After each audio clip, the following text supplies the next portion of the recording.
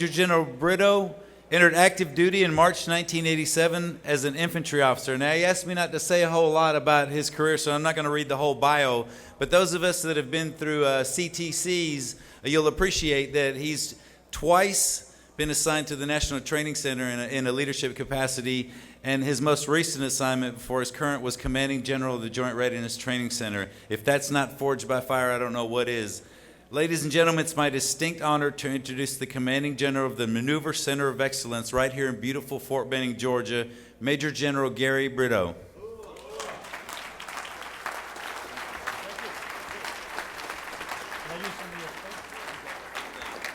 Hey team, please sit down, and thank you so much for the opportunity to speak with you today. My name is Major General Gary Brito. I'm the CG down at the Maneuver Center of Excellence in Fort Benning, Georgia.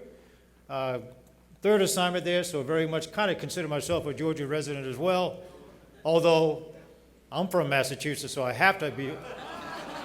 I'm not allowed to go home unless I love the Patriots every now and then. Thank you so much for the opportunity again. I want to be adaptive and agile a little bit today in light of the stuff that's been talked about already this morning. So although I have 7 slides, I'm going to talk a little bit, bits and pieces of all of them, just a bit. Because I do want to talk about multi-domain operations, and I think it's something that will apply to the Joint Force, quite frankly, and all the uniforms we have here.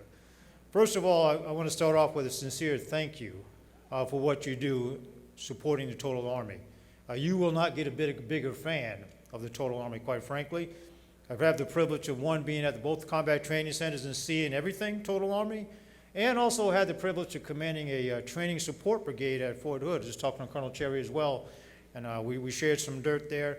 And you will not get a bigger fan for what I know all the components do bring to our warfighting capability. As I mentioned, I want to be a little adaptive and agile, and talk a little bit about multi-domain operations and nest it too. The comments that were made by the Senator and the General as well.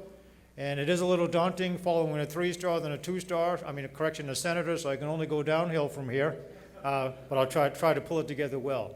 I would like to offer some time also to answer any questions and answers on what's going on with our maneuver force, all 3 components. And I will talk a little bit about some of the total Army analysis actions that I've had the privilege and fortune, I would say, to be involved with as we speak, hot off the press stuff, which I know will impact all of the Army and some of the Joint Force as well. And with that, I also want to try and get us back on time if we can. So I'm just going to kind of talk a little bit. Let's go to the first slide, please. Busy, but I want to sum it up, quite frankly. And I want to take us back in history a little bit, and the Senator touched on it quite a bit. Over the last 10, 15 years, our Army and some of the Joint Force components have been very much focused on brigade-centric operations and counterinsurgency operations. And for a little bit of context, about 2.5, 3 years ago, our senior leadership with General Milley and Secretary Esper directed our staff and the components and the forces to develop a modernization strategy to help us counter our pacing threats. So you can't have a framework, you can't have doctrine without some type of concept, which leads us into multi-domain operations. So about 2 years ago, this analysis began on how can we build a fighting force, an army in this case, that can be a combat multiplier with the Joint Force and defeat the adversaries that we see at this time. And the Senator talked to him quite eloquently. So one, to have a concept, you have to have a pacing threat. And I'm oversimplifying this a bit, but we looked at the big 5, as the Senator mentioned, specifically China and Russia in this case, and nested all of our future doctrine concepts to the NDSS, the NDA, and so that we can build a force to do the things that we need to do. And that, to put it in my grunt terms, goes into a Dotland PF churn system, which is also tied to the budget as well. A little bit of emphasis on the Dotland PF, and you know what the acronym is, and I will tell you that our future force modernization is not just the big M, and it's purposeful that I have them all down the same case, if you will. It's not all about only the material, and quite frankly, there must be some connective glue and nexus and connection across all the components, and all the doctrine PF and the doctrine, organization, training, all that stuff we need to do to build a better fighting force as part of the Joint Force so that we can go be very successful. And what you'll see is a contemporary or an operational environment that will demand that we're effective, if not dominant, across many domains. Now, you all know more than I do, all of that works well briefs well, and will be successful when funded well. And so, as we continue to go through the acquisition process, the training process, again, oversimplifying this is very much tied to the current POM, future POMs, and I can tell you extremely invested in intellectually and financially, and I'll talk to that in a slide ahead. Long and short, our Army, as part of the Joint Force, and lots of great dialogue I can tell you going on across with our Air Force team as well on multi-domain operations, is developing a force that will be effective in an MDO environment. Very much invested in some of the modernization priorities I'll talk to in a future slide, and it is working. Now, where all of us as a total Army will both train, organize, equip ourselves, and become effective at this, what we call down at Fort Benning as a campaign of learning, and to put it in simple terms, you pick a unit. We test some of the stuff in laboratory environments, both at Benning and other places. The Modernization Command at Fort Bliss, many other exercises to include our CTCs. Some units don't even know the testing, the doctrine, and equipment, but that builds the future force that we need. So in short, while our force was very much coin focused over the last 15 to 20 years, about 2 years ago, that shift started to change, and we are now equipping, building, and training the force as part of the Joint Force that we need to execute large-scale ground operations one day, and quite frankly, hopefully the deterrence will work, and we won't get there, but we will surely be ready when the time comes. Slide, please. The previous briefers, the general and the senator, talked to our operational environment, and I'll sum it up here as well. Now, I'll be the first to say, and I think you could agree in some aspects, there was a point, I would say 15, 20 years ago, that we had total dominance across all domains, air, sea, ground. Cyber and EW was not as much of a threat. Now, as we focus on coin operations, our adversaries, specifically China and Russia in this case, without getting any classified data, continue to modernize, continue to develop equipment, had easy proliferation of weapons, and if we look at some recent historical events, Ukraine and other places, we have seen that. Now, I'm not going to say that we have lost the edge in all the domains, but we got some catching up to do, which talks to some of the modernization priorities that our secretary is pushing on, is enforcing across the military, which you see on the following slide. I can also say, because we focus on coin operations, some of the reps and sets and confidence that comes with executing large maneuver type formations has atrophied a bit, but we will regain that edge working with our joint partners, Marine, Navy, and Air Force as well. I'm pretty comfortable that we're going to get back to our domain dominance. You can see some of the other bullets now. Even though we may have some high-end kinetic scientific stuff going on, I think there'll be some old school dirt 100, the last 100 yards fighting going on as well. And our Army, all the components, all the branches, working with the Marines and Air Force and Navy, need to be competent in all that. Without getting, I'm going to talk to some of the MDO aspects in a moment, but the competition space is very much ahead, we hope, to the forward edge of kinetic compact or armed conflict. That could be through information operations, very much the political sphere, cyber, social media, stuff we see now. Some could argue, and I won't say whether it happened or not, the interaction with the elections a few years ago. That could be to the left of armed conflict and messing with the competition space. Anything that takes the leverage from us, gives the leverage to the adversary, is the competition space that we want to maintain. I'm going to use a little boxing analogy that a former boss of mine used on the multiple layers of standoff. When you have Holyfield, maybe with somebody with a 38-inch reach, boxing somebody with a 28-inch reach, that 28-inch reach guy is going to have a problem getting in there. In simple terms, that's your multiple layers of standoff. It could very much be kinetic. I think we can agree if we have a battle somewhere, it's going to be an away game. Well, it better be an away game. So just getting there is going to be a challenge. So that in itself is a standoff challenge that we're going to have. Working through some of the information spheres, the cyber spheres, the social spheres challenges. All that will be layers of standoff that we'll have to continue to fight with.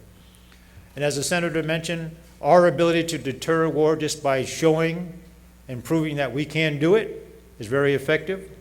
And has worked for us for quite some time, and that will be challenged to really take us off our edge, pull us into armed conflict, force all elements, all echelons to deploy, and then it becomes a challenge for us. So long and short of it, I do think, and I think we may agree, that the operational environment that we face from 2028 and beyond, and that year is important, will be much different than what we may have had for the last 10 or 15 years.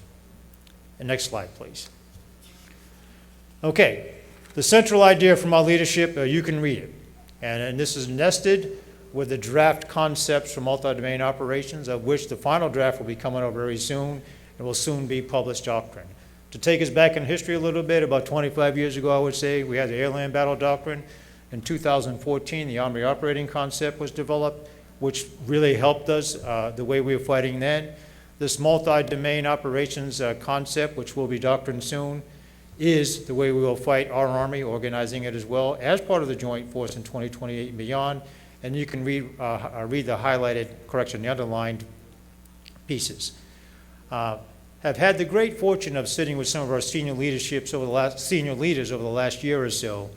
And what do we do? So we have a couple options, and you can talk to them. So we can do nothing and continue to lose some dominance across all those areas of airspace, ground, sea, and cyber. And it's not going to be good. And I know we do not want that as a nation. We will not be able to execute things on our national defense strategy, national security strategy. It just won't be a good thing if we do nothing and continue to watch.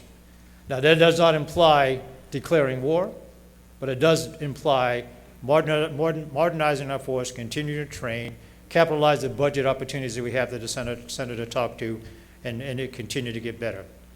What we also can do is expand our competition space. That is very much, I would suggest, a holistic government approach, more than just what the military aspect can do. I'm sure you heard the acronym DIME before. All of that needs to work in some level of synergy, some level of unison, again, to buy us time, to allow us to modernize, and keep it to the left of armed conflict, which is not good for any one force. Although, if that should happen, all components of the Army, Marine, Navy, and Air Force as well, I know will be dominant and will win. And you can see to the rest. I do want to shift to my right, to your left, a little bit on the modernization priorities. And I apologize if I'm being oversimplifying this or being redundant to many, but because our Center of Excellence is involved with one of these as well, I do want to talk to them. About 2 years ago, I would say close to 18 months ago, through Secretary Esper and our Chief of Staff, he announced at that time 6 modernization priorities to drive the future development across all of the development PF for all of our components, and also nest this with the capabilities of which we would enjoy across the Joint Force, Marine, Navy, and Air Force as well. I can also say with some certainty, there's some great discussions now at senior leader level between Army and Air Force, Army and Marine, Army and Navy, to ensure as a joint force that we all complement each other in executing the multi-domain operations. Whether you want to call it a title or not, quite frankly, team, I would suggest to you that it is real and quite frankly something we want to avoid if we, and I'm not going to say when, but if we were to go into an armed conflict of some type in Northern Europe, the Pacific, or both at one time, and it could be both at one time, which would stretch the band quite a bit, and quite frankly, all the forces need to be ready for that. I'm not going to pick any one of the specific modernization priorities. What I can tell you with certainty, for all the components, obviously at different acquisition timelines, there's one heck of a lot of fiscal and intellectual energy behind all of these. I can specifically talk to one, and that's soldier lethality down at Fort Benning. We happen to have 2 components down there, the armor component and the infantry component, in addition to the capabilities directorate for all of our future force development. When I say R, I mean R in this case, all 3 components and the entire Army for soldier lethality type stuff, anywhere from small UAS systems about the size of this or size of my iPhone to some other bigger ones, some through operational need statements that are specifically used in theater now, and some we're developing for the future force as well. Next generation combat vehicle, enhanced goggles, robotics, all that being worked through the soldier lethality cross-functional team. In our case, it happens to be at Fort Benning. Many of the other centers of excellence have a cross-functional team lead as well for the other modernization priorities. And again, I'll probably leave it at that because I don't want to insult anybody's intelligence. I'm sure you've read much about it. I can say, and the reason why this year of 2028 is key, The fiscal energy behind it, the intellectual energy behind it, the acquisition energy behind it is earmarked that date for stuff to start coming off the assembly line. What it means to us, and us as an Army and us as a center, and I didn't quite understand this yet until my boss drew a little simple diagram on the dry erase board. If this is 2028, you really kind of have to move left if you want to start developing the organization you need to fight then. Developing the training you need to use the next generation combat weapon that'll actually be coming out very, very soon. To start developing the unit you need now that'll be able to operate and train the next generation combat vehicle, which should start coming out around 2028 or before. I may be off on the dates a little bit. That's an acquisition issue. But to the point, if it comes off the assembly line as nothing is ready yet, oversimplifying this, we've already missed the target. And it means a lot to us as an active force and all the other two components to start training to that stuff now and fusing those capabilities, even if it's a prototype in the combat training center rotations and all the other simulated training events that we do. New to the original 6 is the position navigation and timing, which you can talk to. Very much the state-of-the-art advanced stage GPS stuff to make us very accurate. So we can develop weapons that can shoot far. Oversimplifying it again, I mean thousands of kilometers in some cases. And you've read the same technology that I have as well. I am very confident, quite frankly, and my wife accuses me of wearing rose-colored glasses quite a bit, and I do, as we all should.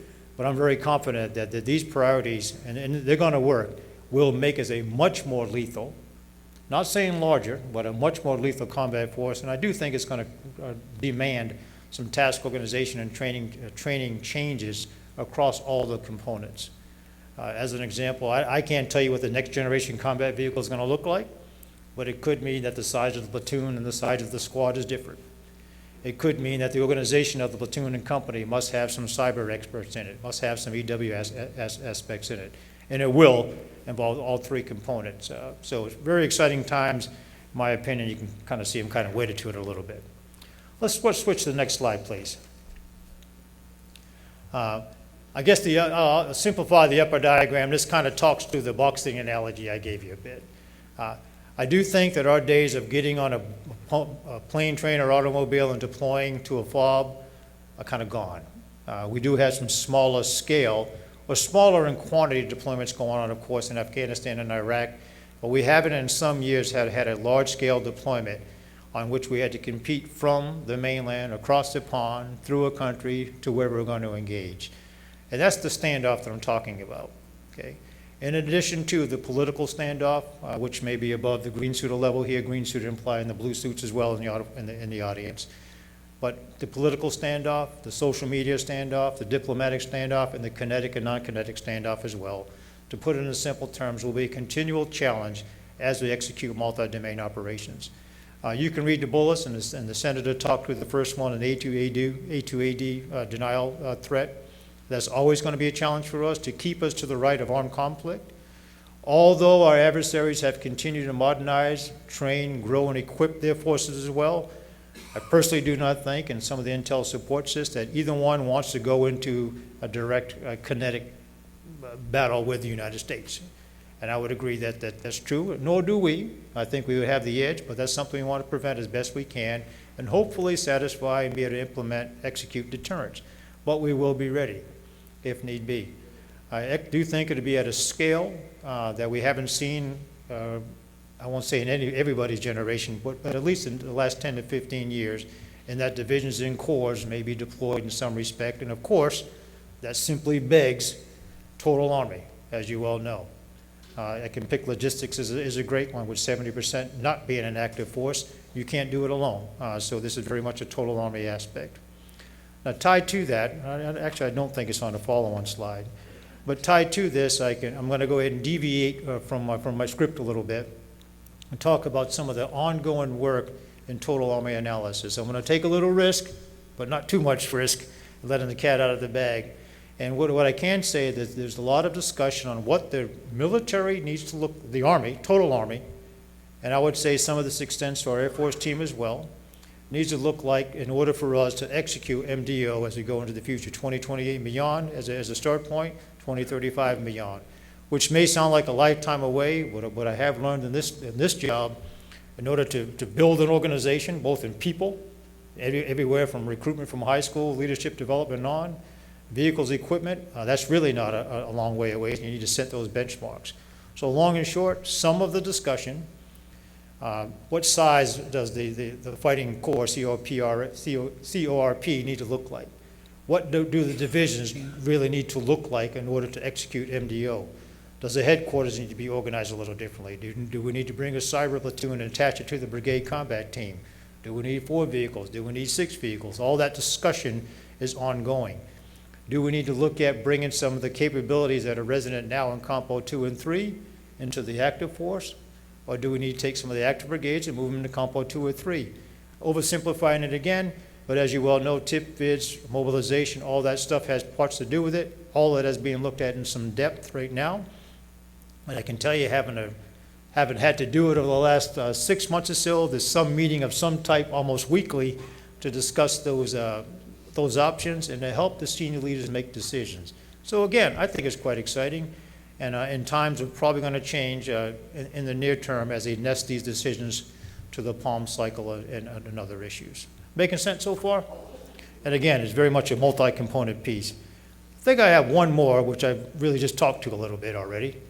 On MDO, part of the concept uses the moniker that which you can see on the bottom half by the 1 through 5 gumballs. I talked with the compete already.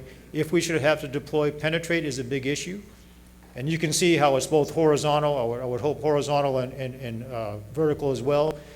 Being able to penetrate the AD-D2 threat will be much more than just an Army issue. We have to work with our Air Force team and others as well to get through the cyber threat we have, to get across the pond, to get across the defenses we may have to do just to get to some of the battle positions we may need if something were to take place in, let's say, Eastern Europe, again in the Pacific as well.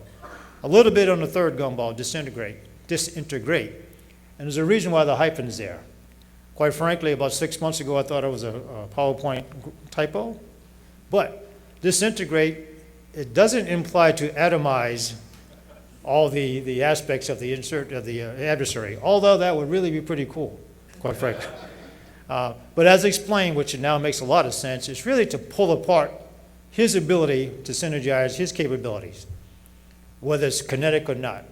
And that, in essence, would really keep us, hopefully, to the left of what could be armed conflict. But if it happens, disintegrate his capabilities, just like they're going to try to do to ours, capitalize on exploit our strengths, hopefully minimize our weaknesses and continue on, and get us to a point where we can recompete. So long and short of it, there may be some kinetic battles within that. Some may be non-kinetic as well. But it really drives the way that we will continue, we as a total Army, working as part of the Joint Force, will continue to fight.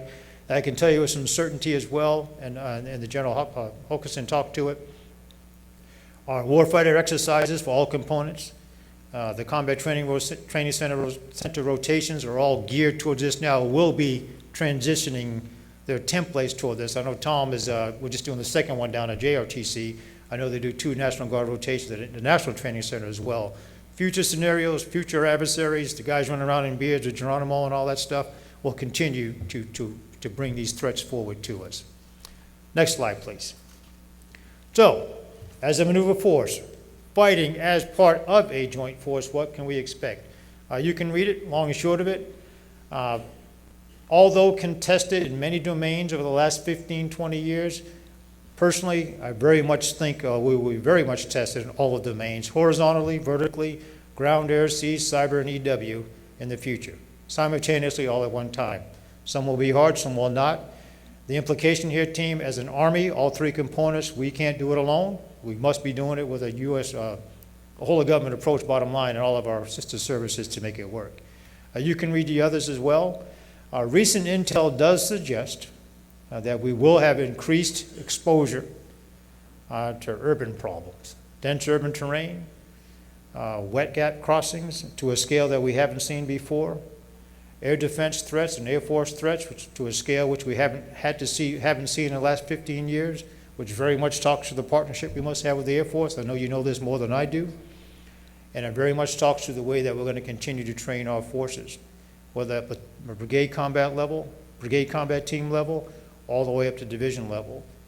Our brigades have been deploying a lot over the last 15 years, but a division flag with all of its brigades has not. And that may be something that we will experience from 2028 and beyond. And I can say with some certainty our simulated exercises, division techs deploying to the combat training centers, no notice EDREs for National Guard and active forces as well, to include division headquarters to places like Europe and other places in Korea and the Pacific, are continuing to increase, and overall very much so improving our readiness, as the Senator talked to also. You can see the supporting bullets of what we need to have, and I'm quite confident that as a total Army, we're getting there now, working with our joint partners, and I'm very confident in 2028 and beyond, the milestones we have to get us to that point are going to get us to the point where we're continuing to be lethal. And hooking on to what Senator Perdue mentioned with the fiscal and the congressional backing behind this, we'll get there from here. I'm pretty confident on that. Next slide, please. Now I'm going to make this if it's not my last one, I'm going to make it my last one. So how do we execute MDO? This is actually a pretty hard science project. So what I would offer to my guys and to the leaders in the room at all echelons and and the young soldiers as well with your formation is just continue to train, continue to focus on the basic blocking and tackling, and the senior leadership will continue to calibrate the force moving from left to right as I look at it, right to left as you look at it, to build a calibrated force posture that we need to be ready. So we've, as you well know, all three components, quite frankly, you have the brigade deployed now straight out of this state. We have some forward presence, whether doing exercises or part of a multinational footprint.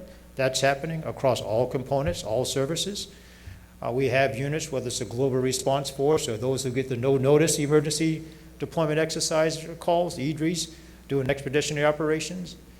And at some of the more technical level, and I would offer up probably through the Air Force more so than the other services, we have some national level capabilities which continue to make us successful. I can probably speak for some in that we are challenged a bit in identifying the authorities that the warfighters need to execute cyber, EW, and other capabilities that are available now that were not available so much 10 years ago. I can just give a simple example. Tom, I'm sure you've seen this at JRTC. The cyber capabilities that a brigade combat team, Colonel XX, would want, he or she does not have the authorities to reach out and touch them the way they should to make them effective right now. So as we real time, all that's being worked to include cyber sections being attached to platoons on the brigade combat team, or the authority and access to reach and get that capability from Fort Gordon and other places. It's effective, it works, something we've learned from the Air Force and others, and I know the authorities is a big piece they're working on.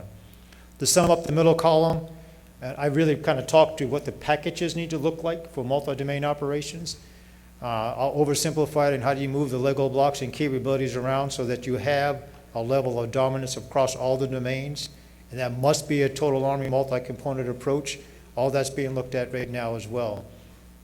I won't say that the solutions have been, the table hasn't been slapped, but I can say through our Futures Command and some of the other leaders, they have recently briefed the Chief of Staff and the Secretary of the Army on this is what the blunt force for a multi-domain approach needs to look like in Eastern Europe at this point, or in the Pacific. These are some of the gaps that we need to fill. On the names of gaps, and I'm going to play it safe with my terminology here, you know as well as I do, because of some force design decisions that may have been made 10 to 15 years ago or longer, there's some capabilities that used to be resident to our forces that don't exist anymore. I'll pick one, for the active component. Division reconnaissance and security does not exist at the division level at this point. A gap that's being looked at. How do you recap that? And I'll leave it that simply. Some of the bridging capabilities that we may have had, some of those went away with some force design decisions. Again, those gaps are being looked at now to make us dominant across all the domains as we execute MDO. And to summarize in the last part, convergence, and it's purposeful that you see the multiple colors across all the services, is very important that we nest and synchronize the capabilities within all three components of the Army, but more importantly, all of the capabilities that all the services bring to this type of fight. There's no reason not to converge all those and just make us more effective as we execute. I'm going to make this the last slide on MDO. What I'd like to do, team, is just to sum it up, long and short. We will reorganize, continue to analyze, should I say, the total component to make us effective at this new operational environment that we're going to, we could inherit in the next 10, 15 years for sure. Our modernization priorities both are supported with a lot of energy to build the total force that we need, working as a joint force with our partners in the Air Force, Marine, and Navy, and others to make us effective at 2028 and beyond. 2028 seems like a long time away for some, but we got to benchmark that now and identify the milestones to the left, and we're there to build a capable fighting force to meet this current chief's and the secretary's intent on MDO. Break. I think I got a few more minutes, so I'm going to throw some fish out there and take a few questions if I may. And please give me the hook if I'm taking us to lunchtime. One topic I want to bring up that came up outside as I was talking to a couple of folks, and I'll throw an acronym but explain it. OSIT, One Station Unit Training. To give you a little bit of background, in this case is specific to the infantry and the armor and the Army. May soon move to the engineers and possibly some other branches in the out years, but for the infantry and the Army, it's now. A little bit of background, you may have read some on it. Both are going to extend the one station unit training, which will be executed at Fort Benning, from what is now 10 weeks of BCT, 4 weeks of AIT, 14 weeks total, to 22 weeks. A 22-week transformation. To take you back to about 8 months ago, we conducted a pilot of 2 companies executing 22 weeks, measured against 2 control companies executing 14 weeks. That pilot was executed from July 15th of last year, and they graduated December 7th. 22 weeks was a long time. The road marching a lot more, PT went up, marksmanship went up, certified in a 40-hour combat lifesaver program, training program, a combat water survival test, and tried to increase lethality by going beyond familiarization to proficiency. The field results are pretty good. That class had 36 National Guard soldiers in it as well, which I'm kind of getting to the challenge we're going to have in a moment. And we expect that it's going to continue to go well. We were supposed to go IOC, initial operating capability, for that 22 weeks in October of fiscal year 20, about 6 months from now. The warning order changed and said execute now. So we're doing our best to accelerate it now. And 6 companies, 2 have gone through, 6 more this summer will do the 22-week cycle. All 3 components attached also. And we'll go full operating capability 1 October for the infantry. So anybody, any component, going to 1 unit station training for the infantry at Benning from, let's say, 2 October 2019 forward, will be on a 22-week cycle. We'll have some that'll bleed over doing 14 weeks there. We will begin to pilot for the armor at Fort Benning, also 22 weeks of pilot, also in October. And the recent guidance from the chief is pilot without pause. So we'll do 2 companies in a pilot, go home and do laundry, and execute 22 weeks from there on for the armor, period. Now, the obvious challenge we have for the Compo 2 and 3 is how do you get 22 weeks in the summer for those coming out of high school or between high school and college, and very well aware of that. Ongoing discussion at senior leader levels, looking at some options. Can something be done at home, and do you have to get all done in 22 weeks, or put all the guard? If the numbers are very small, it may not be as hard to manage. I'll pick 200. Those 200 start on May 15th, the day after you graduate from high school. Maybe you can get it done before the semester starts next fall. I don't have the answer yet, but I can tell you with certainty the 22 weeks is coming, and has come in many cases. And the feedback from the field so far is actually pretty good. The PT scores have gone up to an average of 263, where before they were around 202. An 83% expert qualification rate in a rifle, and they're shooting a lot more as well, and doing some platform training proficiency, which it didn't happen in the past. It does come with a cost in drill sergeants, and I want to commend the 98 Training Division and others that have been a great supporter of the drill sergeant. Drill sergeant population has grown to 137, and 3 more battalions being activated as well across the BCT. So I only bring it up because it ain't stopping. Okay. So with that, I think I'm out of stage time, and I believe lunch is next. So I want to pause here, and I'm more than happy to take any questions at all. I can't answer them, I'll phone a friend, and I'm looking at the mic man. Sir? All right. Good morning, sir. Morning. Lieutenant Colonel Matt Kukla. You spoke about modernization, and you also spoke about the total Army Force Compo 1, 2, and 3. We know that modernization is, in order for it to be successful, is paramount in getting it into the hands of the soldiers early and prior to going to production, so in early engineering. Yes. I know soldier lethality is doing a lot of soldier touch points. Here in the state of Georgia, we have the 48th IBCT, so my question is, are you pursuing a MOU or some sort of agreement to leverage our 48th IBCT in order to capture the Compo 2 perspective on things like the integrated visual augmented system Sure, IVAS. goggles and IVAS. soldier squad weapon? Okay, Yes. I'm going to give you a very, very honest answer. Pursuing an MOA, no, that has not happened yet. But the discussion between me and the commandants and others, yes, it has happened. One, because you're here, and if there's any capabilities that are resident to Fort Benning, there's no reason not to bring in our state partners, whether 648th, 48th, or any others, to come in, or the National Guard Battalion that we have stationed on Fort Benning now that's going to be part of one of the future SFAB deployments. Now, whether that is formalized through just some of the testing lab stuff that we have at Benning, and I can tell you for sure, the testing company has been, some other components have been part of it simply to get the manpower we need. But I don't want to imply that I'm tap dancing here. I'm not. There is not a formalized MOU right now that could take place. I think you bring up a great idea. To bring it up a little bit, what we have learned throughout, as we analyze the acquisition process of the past and the one we want in the future, the soldier touch points are critical, and we've been able to work that with industry as well to provide a prototype well ahead of time, whether it's a rifle, goggles, even a vehicle. There's all kinds of squad vehicles going on now, and give them to a unit. And I think you bring up a good point. There's no reason we can't give it to Comp 2 or 3 unit, squad platoon or higher as well, to test that and bring the feedback back to the industry before they go further. I've also learned, because of some acquisition laws, once you get to a certain milestone, it's almost too late. So all that has to happen well ahead of time. So I will re-energize this, but you bring up a superb point that locally can be leveraged, within the maneuver center, but more broadly across the Army. I'm very positive that is happening with vehicles, weapons, the prototype for IVAS going on at Fort Pickett right now, before the industry gets too far. Did that help at all? Okay, but very good point.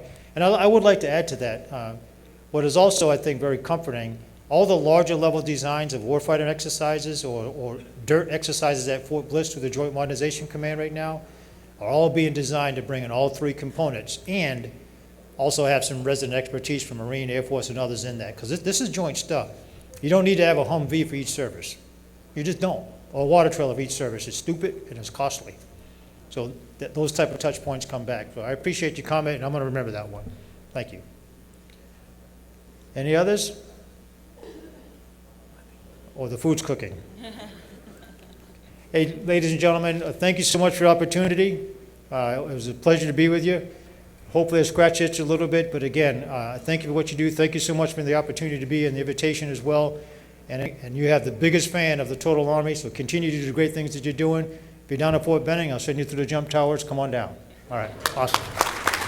Let me just say a couple words, sir. Okay. Sir, we appreciate you taking time out of your weekend to be here. Engagement between the Army compos is more important than ever, and we really appreciate your perspective. Awesome. As General Carden alluded to, this is a token of our appreciation, Okay. but if it does get where it's a little bit boring, you've got plenty of lieutenants down there you can pass that along to for some required reading. Thank you again, sir. Thank you. Thanks, team. Appreciate it.